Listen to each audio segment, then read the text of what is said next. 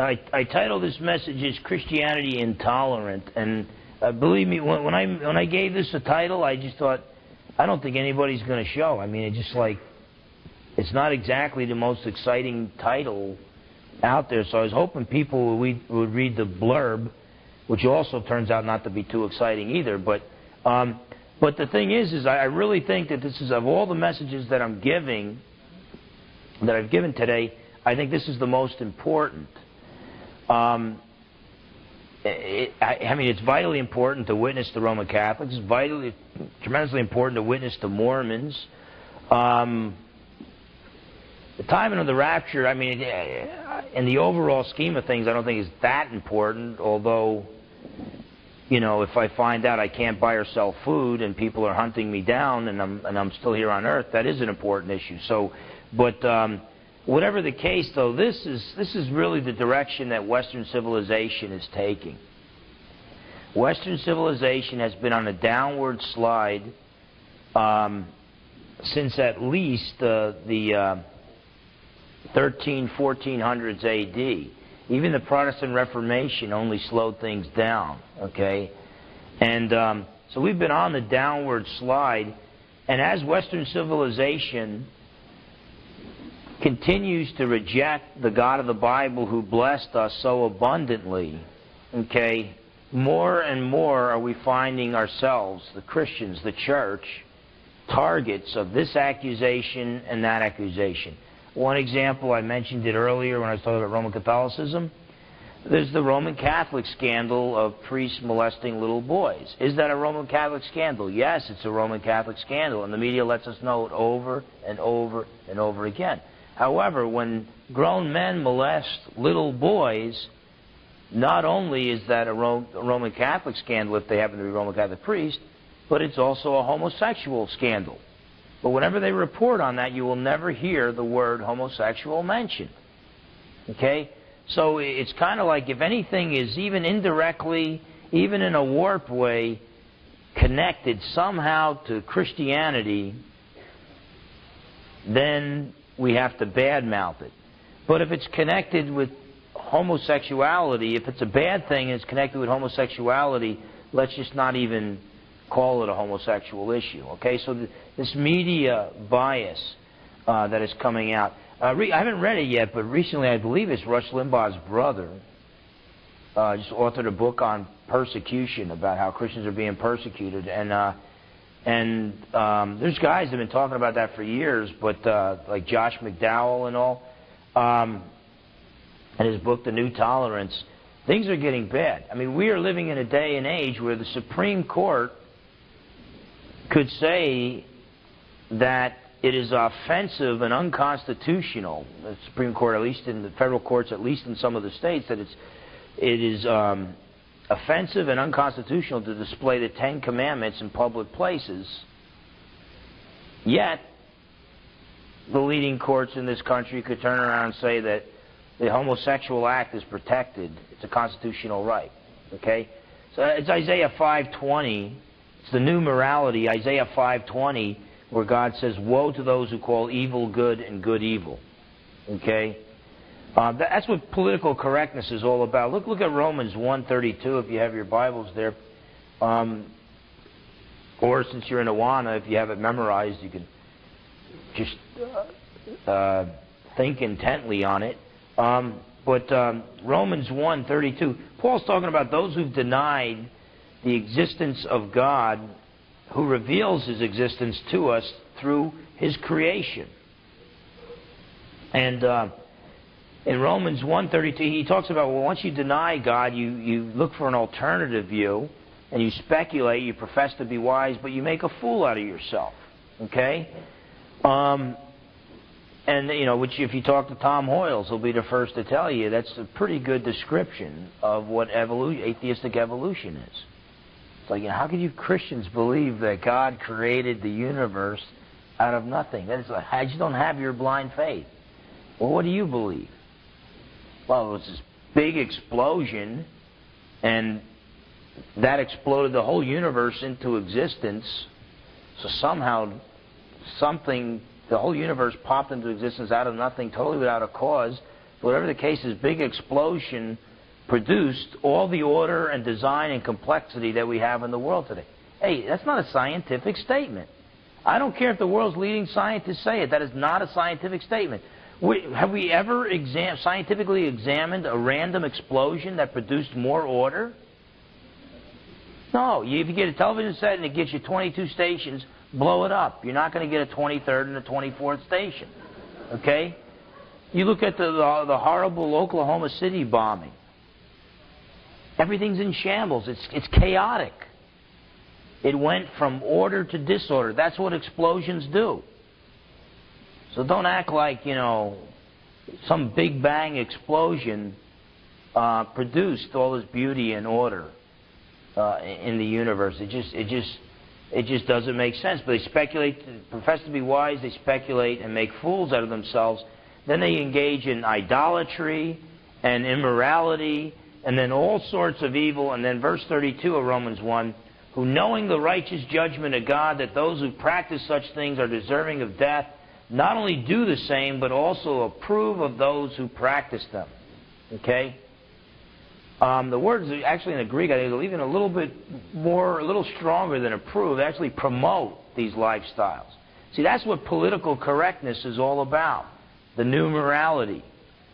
Okay? It's like the debate is over. Don't be talking about, well, we need to outlaw abortion. Don't be talking about that. A woman has the right to do with her own body as she chooses. We just get a politically correct mantra, and there's no debate.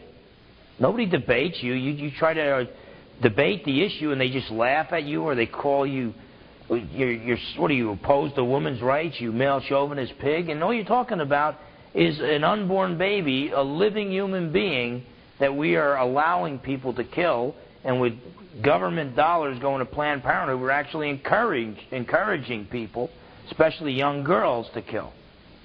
That's the new morality. The new morality says that, you can't, in a high school, you can't give aspirin to a kid who's got a headache, okay? But you can refer them to Planned Parenthood to have an abortion. That's the new morality where a 13-year-old girl can't get her ears pierced without permission from her parents, but she can have an abortion without her parents even being notified. Things have changed. See, in this country, we started with God's moral absolutes. God's moral laws that were right or wrong for all people at all times and all places. Then we fell from that to a stage of no moral absolutes, moral relativism. What's good for you is good for you, doesn't have to be good for me, and vice versa. Those days are gone. The days of moral relativism are gone. Okay? In those days, they would say, well, Christianity's not good for me. It's not true for me. But if you like it, that's fine. That's cool, man. I'll defend your right to be a Christian even though I don't agree with you. That's moral relativism. Now we're in rather than no moral absolutes, now we're in the stage of new moral absolutes, where right is wrong and wrong is right, where homosexuality is being proclaimed as a healthy alternative lifestyle, and it's a lifestyle that actually helps further the wholesomeness of our culture. Whereas Christianity is bigoted, it's intolerant, and we're not just talking about CNN and Ted Turner, okay? We're talking about guys who call themselves conservatives. Sean Hannity, an Irish Catholic on Fox, Hannity and Combs. Bill O'Reilly, another Irish Catholic, the O'Reilly Factor, okay, on Fox.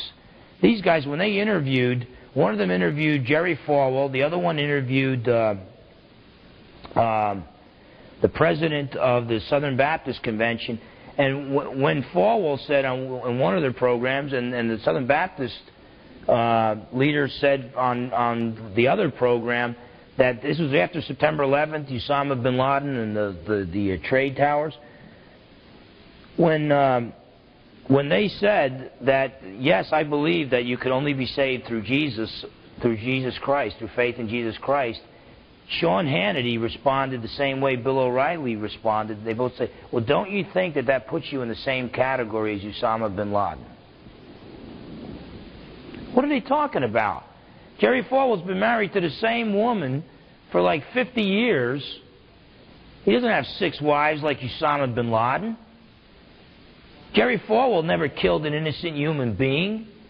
He's got nothing in common with Osama bin Laden. You see, we don't, even people who call themselves conservatives in America, if they're not true believers, they no longer even have the capability of drawing the distinction between freedom of religion, where you're free to believe that people are only saved within your religion, that people are only saved through faith in Jesus. They can't draw a distinction between that and then the militant Muslim view that if you don't accept our religion, we'll kill your men, your women, and your children. Now, if you can't see the difference between the two, something is wrong here. But that's the way our culture views things. It is this new morality that we have got to be tolerant of this, tolerant of that. There's a book, The New Morality, written by William Watkins, with that title, The New Morality. So you don't have to write down the title, it's right there. Just put William Watkins next to that if you want to pick it up. Gives you about 10 or 12 chapters on what the old moral law was and what the new moral absolute is. Okay? It is no longer moral relativism where, hey, if Christianity's good for you, man, right on. That's great. It's just not good for me. No, those days are gone. Okay? It is now. What do you mean you're Christian? You intolerant bigot. Don't you know Christianity caused all the wars in the history of mankind? You know, that's the kind of attitude that's coming. And I tell you, where you're going to see it the most is not if you go places where there's a bunch of uneducated people and, you know, you're not going to get this from your garbage man, okay? And I'm not saying the garbage, by the way, I'm not saying the garbage man is uneducated. He makes a lot more money than me. He's got some smarts. He knows what he's doing. It's like back east, getting a little off track, but back east in New York and New Jersey, every time they wanted a raise, they went on strike. Yeah, he had boxes piled, you know, 4 rows deep and 20 feet high in New York City, rats all over the place. They got every raise they wanted, some of the best paid guys on the East Coast. And but what I'm saying is, it's not going to come from the blue-collar guy. Where you see this garbage taught that is so obviously false, you got to go to places like Princeton, Ivy League schools. We're on the quote-unquote cutting edge of modern thought, or postmodern thought for that matter. The New Tolerance. Good book on this, on the New Tolerance. Josh McDowell, the title is The New Tolerance. Josh McDowell and Bob Hostetler. By the way, I'll do a little commercial here. My book, God, Government, and the Road to Tyranny. Okay? That book has a chapter on the new morality, a chapter on the new tolerance, a chapter on religion and how it impacts government and cultures, and it has a chapter on the death of Western civilization. I'm dealing with all those issues in this lecture. And so if you get a chance, take a look at that. But whatever the case, the traditional tolerance meant freedom of religion and freedom of speech. So traditional tolerance meant if you were a Muslim, you're free to believe that I need to accept Allah and become devoted to Allah through Islam if I'm going to be saved. You have the freedom to believe that, and I'm willing to die for your freedom to believe that. But I have the freedom to believe that salvation is only through Jesus. And I've got the same freedom of speech that you have, and the same freedom of religion that you have. That's traditional tolerance. Okay? The new tolerance, okay, is that all beliefs are equally true and all behavior is equally wholesome. And if you reject that, you cannot be tolerated. There is no place for you in our New World Order. Okay? This happened before. This is nothing new. Like Solomon said, there's nothing new under the sun. In ancient Rome, they prided themselves on being the most tolerant empire in the history of mankind. Because it was like, hey, you know, you can worship whatever god or gods you want. And if we conquer you, we're so tolerant, if we conquer you, we invade your land and conquer you, we'll add your gods to our pantheon of gods. The Romans never met a god they didn't like. Okay? And so they're so tolerant, it's like, hey, sir, you worship whatever gods you want, and you're okay with us, the Roman Empire. One thing, though. You got to make sure you bow before Caesar and worship Caesar as Lord as well. So as long as you respect our gods and worship our emperor, we're so tolerant, we'll tolerate you worshiping your own gods as well. Okay? Christians couldn't say Caesar is Lord. So that's when they coined the phrase, Jesus is Lord. And at first the Romans didn't mess with him because the Jews had complained so much about it that they received an exemption. And so as long as the Romans thought that the early Christians were just a branch of Judaism, Christians were under that exemption. But once it became clear that the Jews didn't like the Christians and didn't consider the Christians part of Judaism anymore, then the Christians no longer had that exemption, and then they were being put to death by the Romans. And so we're in the name of tolerance, Christianity cannot be tolerated. Now look at the new tolerance. All beliefs are equally true, all behavior is equally wholesome, and we cannot tolerate those who disagree with us. The new tolerance is the most intolerant belief system in the history of mankind. It's not the Christians who are intolerant. I don't want to see a Muslim put in prison just because he or she is a Muslim. I want them to have the freedom to believe as they choose. Now, I have the freedom. He has the freedom to try to convince me to convert to Islam. And I'm willing to die for his freedom to do that. But I'm also willing to die for my freedom to try to convince him that he needs to accept Jesus to be saved. The new tolerance is like, hey, to be totally honest with you, the new tolerance, in the end, there's no place not only for traditional Christians, but there's no place for traditional Jews or Muslims as well. Anybody who believes that there is a God and you're not him, there's no room for you in the New World Order. And that's why New Agers like Barbara Marx Hubbard, a very tolerant lady, wants 1/4 of mankind to be exterminated. She's talking about traditional Christians, Muslims, and Jews because we're going to hold back human evolution because we refuse to acknowledge that man is God. And it's like the human race is this big tree that's growing. What do you do with the dead branches to enhance the growth of the tree? You cut them off. She wants to cut us off. And you might think, well, okay, but she's a flake. She's a fly-by-night lady. Well, she was an advisor to President Clinton. Not President Clinton, the advisor to President Carter. Bill Clinton would have got along well with her. But whatever the case, she speaks at Mikhail Gorbachev's State of the World Forum. I don't know why Mikhail Gorbachev has to have these forums on the state of the world. It's not his planet. Somebody tell that communist guy who never recanted of his communism he doesn't own the planet.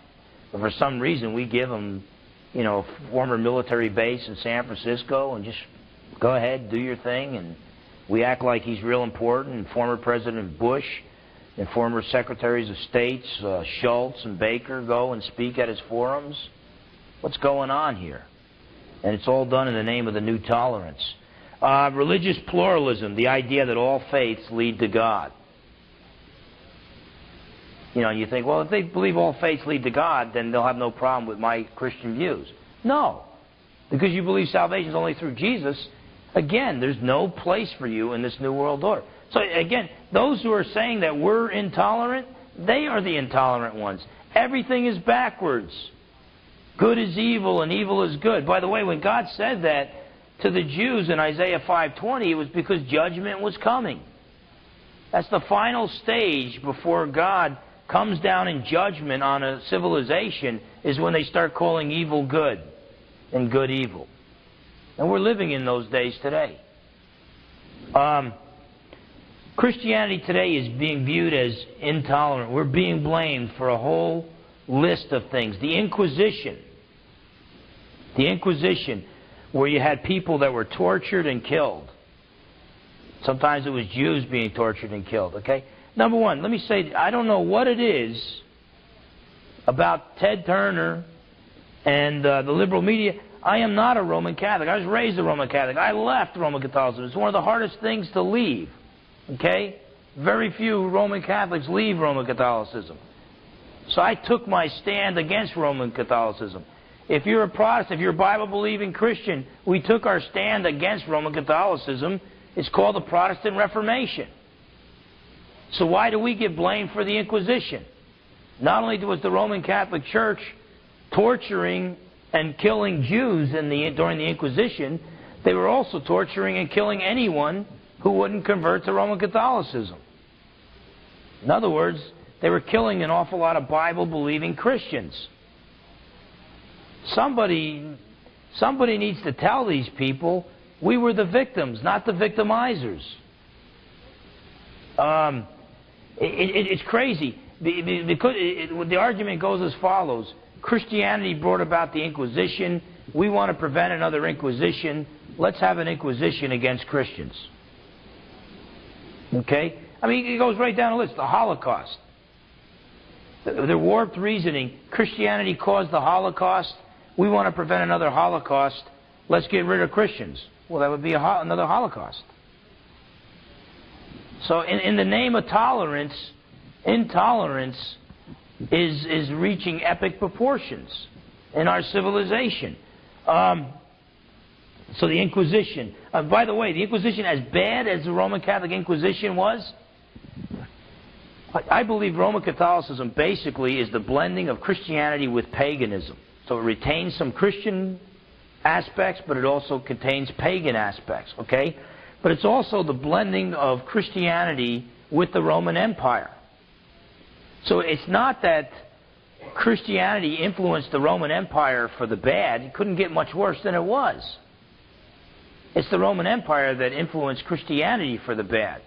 But I tell you, even with the Inquisition, as warped and as gruesome as the torture was, it was actually a step forward for human rights when compared to state-sanctioned torture that had nothing to do with Roman Catholicism. In other words, Roman Catholicism slowed down the killing and actually lessened the amount of torture that was there. So even a watered-down Christianity will slow down the killing.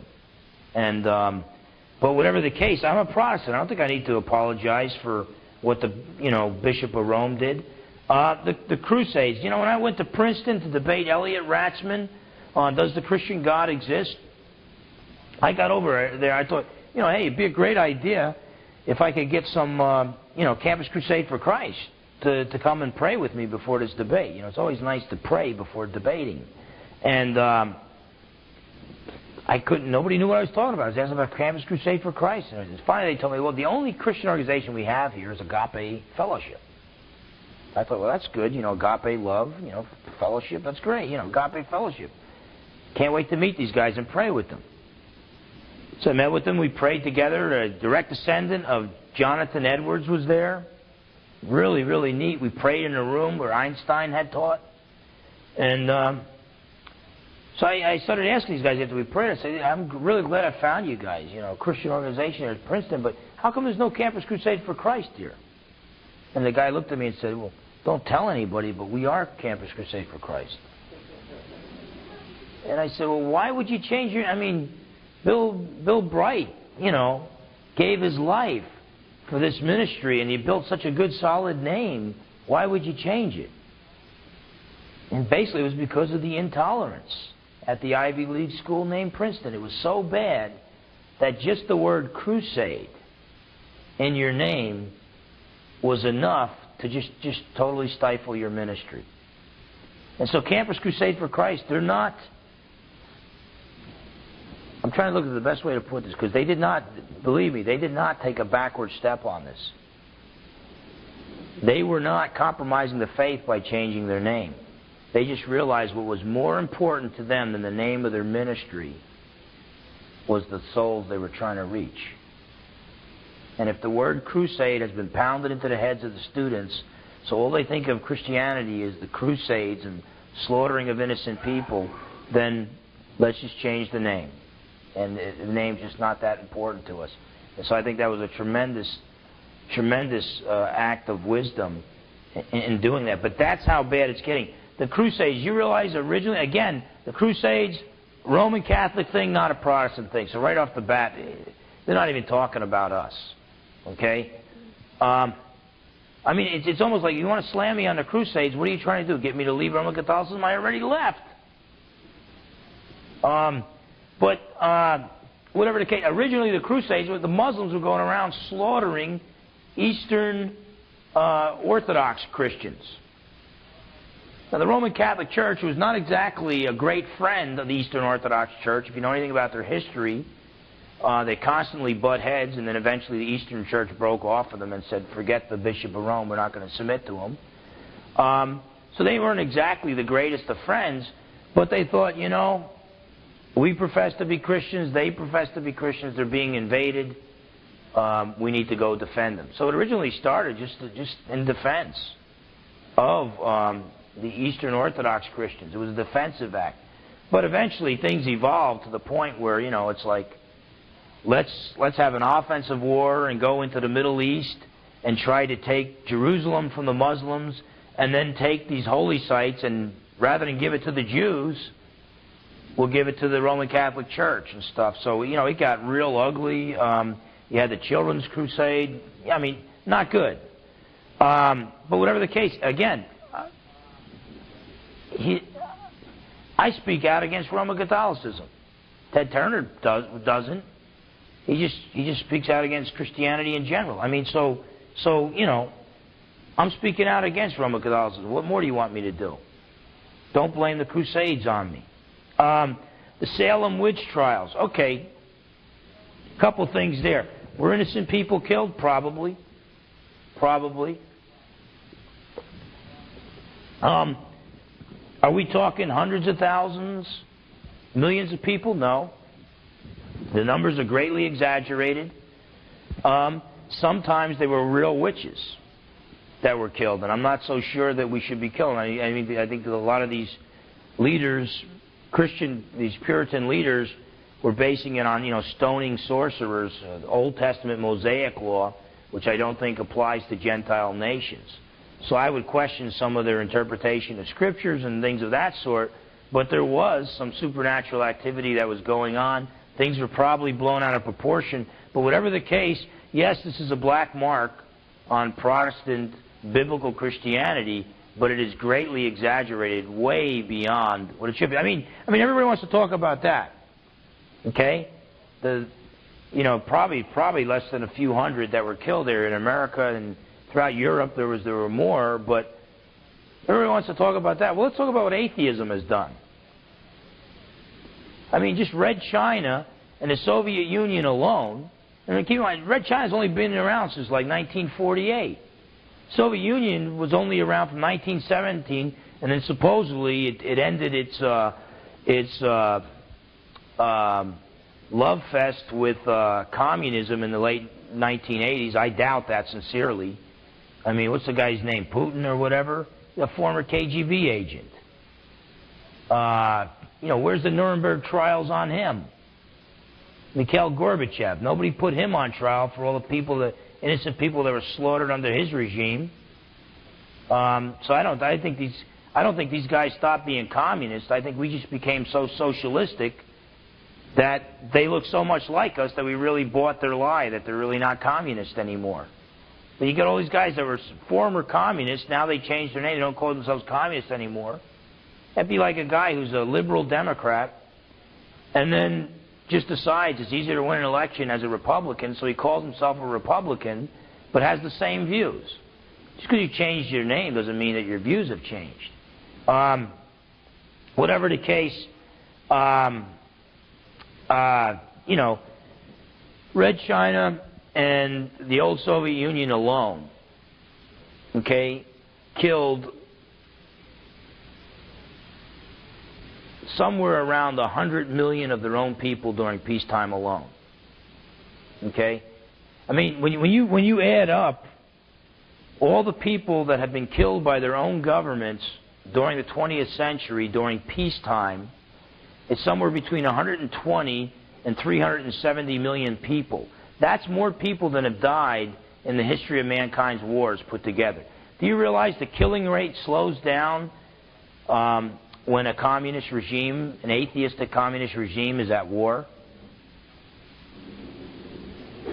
That's weird. Now, I'm not advocating let's invade communist nations because then their people have a better chance of surviving, but the fact of the matter is they do have a better chance of surviving. See, when there's no war going on, they confiscate all the weapons and then they just slaughter large groups of people that they think might somehow, someday, some way be a potential threat to our power.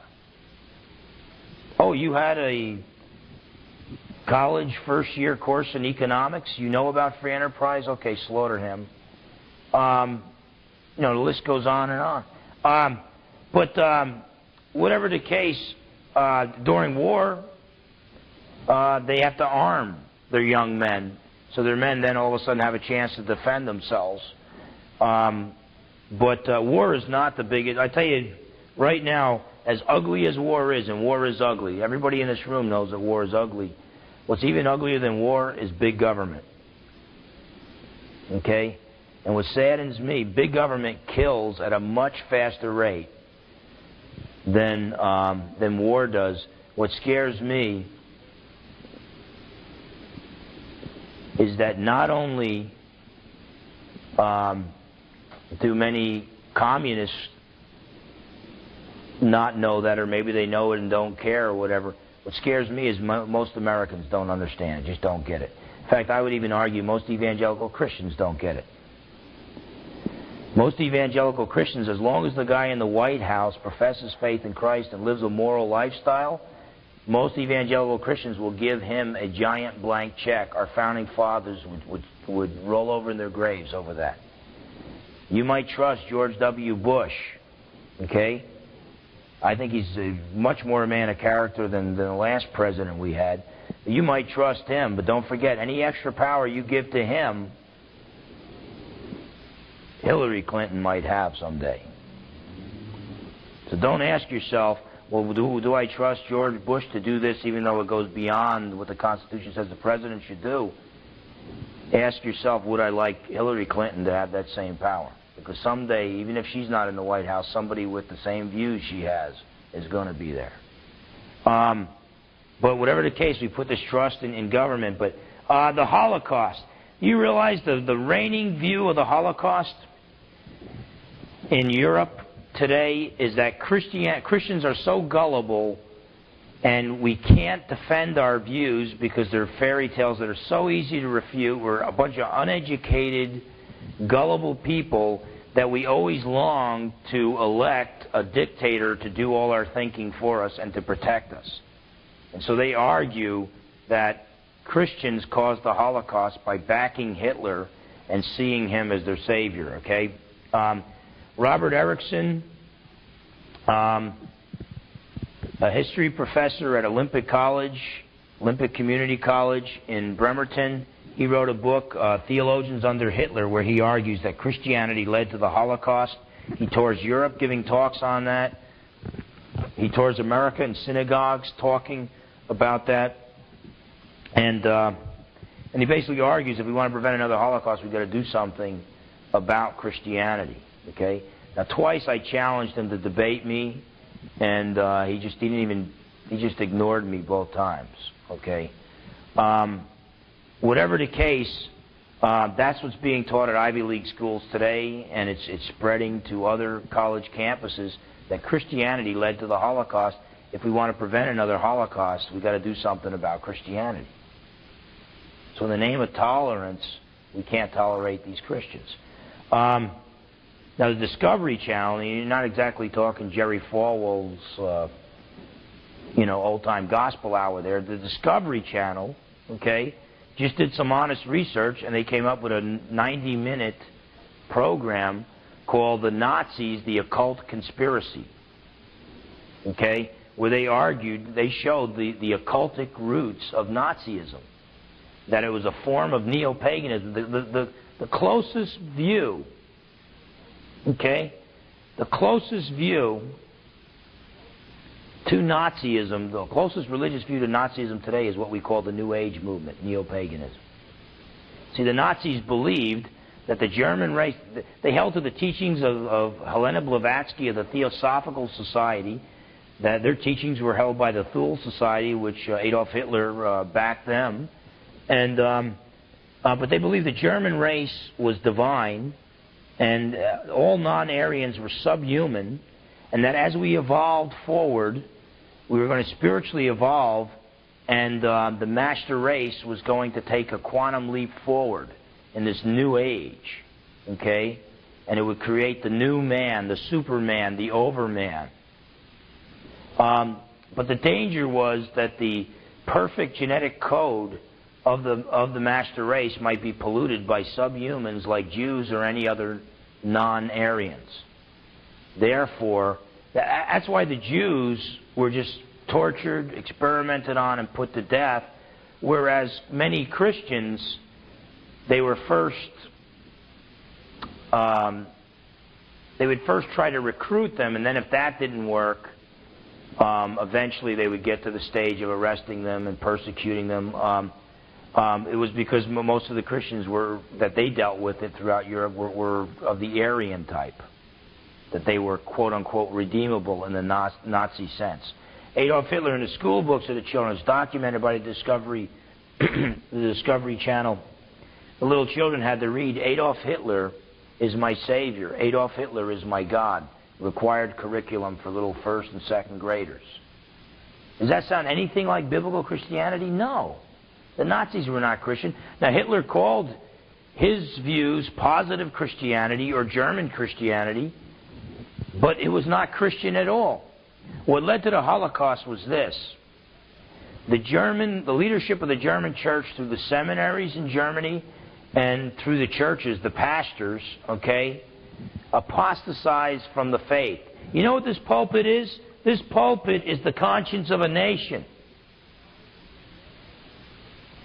And when the day comes when a godly man, I know the pastor of this church, he's a godly man. If the day comes when the guy who gets behind his pulpit is not a godly man but is a deceiver, is a man who waters down the gospel of the Lord Jesus Christ, that is the day. And when that happens all over throughout the land, that is the day when America, our culture, will lose its conscience. If you remove the Christian voice, there is always an Adolf Hitler waiting in the wings. My students at King's West are shocked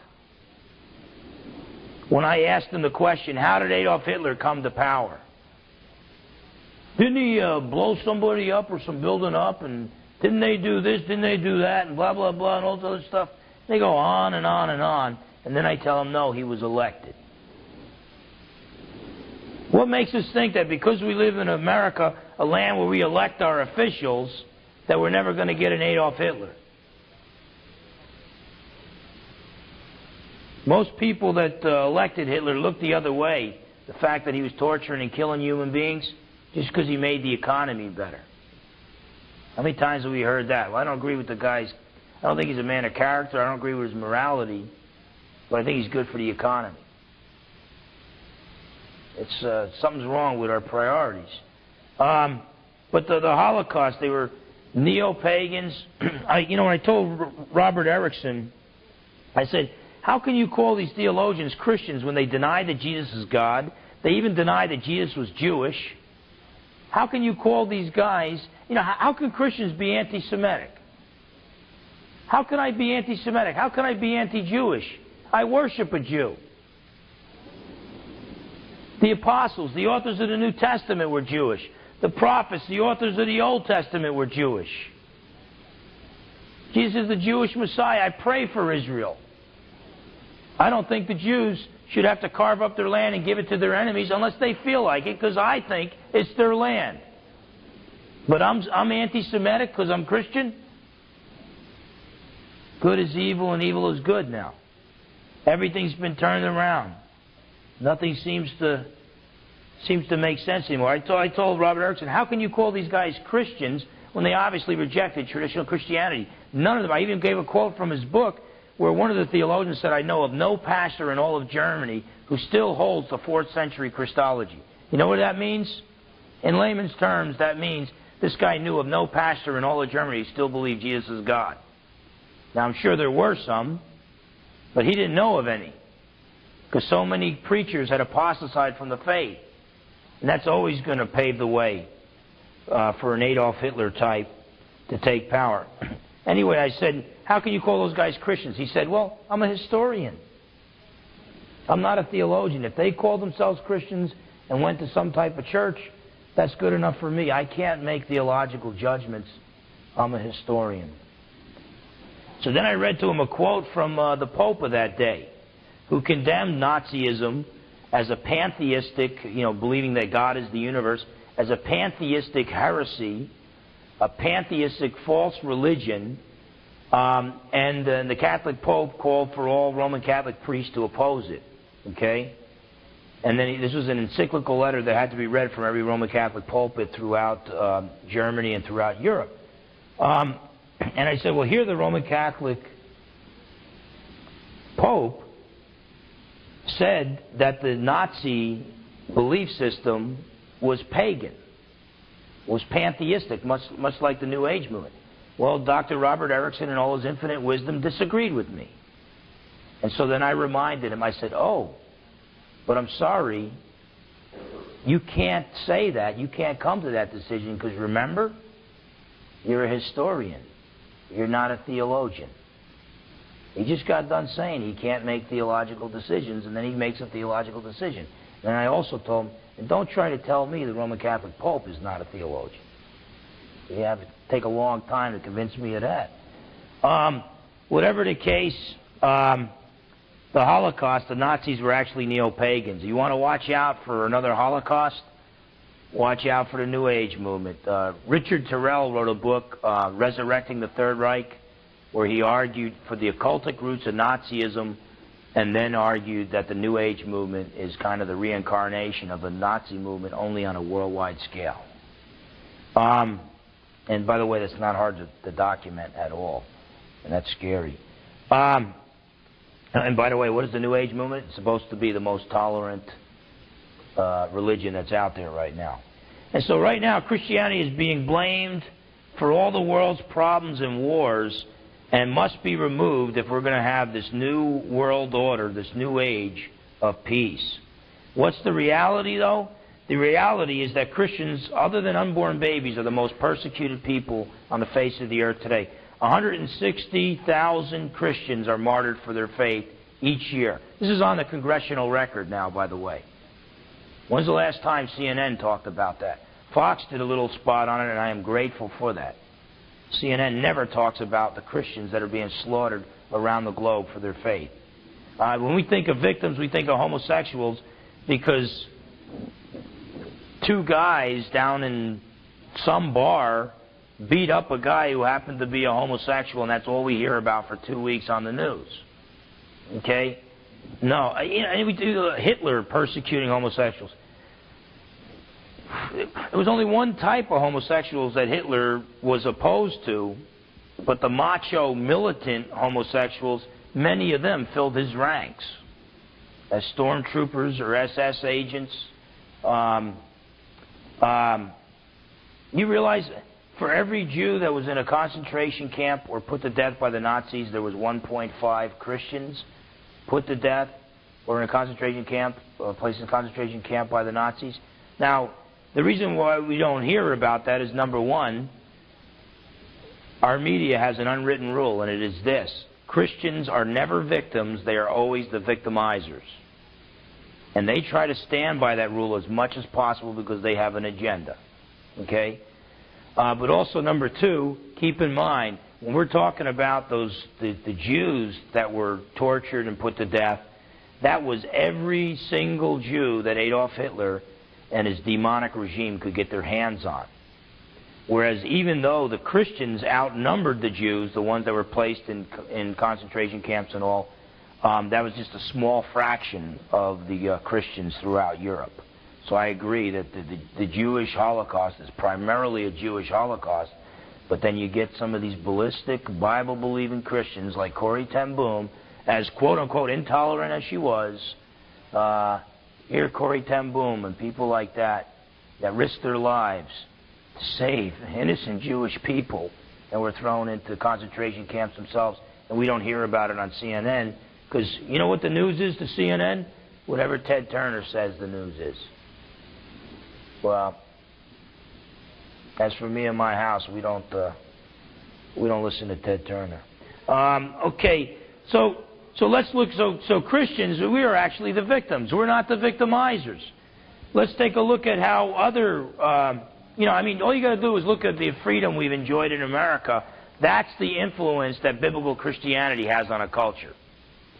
Christianity, don't forget though, it led to slavery. What? What are you talking about? Slavery has been here since the fall of mankind. Western civilization, as influenced by Christianity, did not invent slavery. It inherited slavery from paganism. And when Western civilization, as influenced by Christianity, came of age and applied its Christianity to the slavery issue, it got rid of slavery. First place on the planet Earth to abolish slavery was New York State, because of John Adams and his influence over there. Second place on the planet Earth was one of the American territories. Then I think the third place on Earth was New Zealand, and the fourth place was like Great Britain, whatever. But the reason why it was like in bits and pieces in America till the Civil War was because of states' rights. The federal government wasn't dictating what the states were doing. Okay? That's the problem. We don't understand what freedom is. And freedom means self-government. Not just a good thing, it's a scary thing.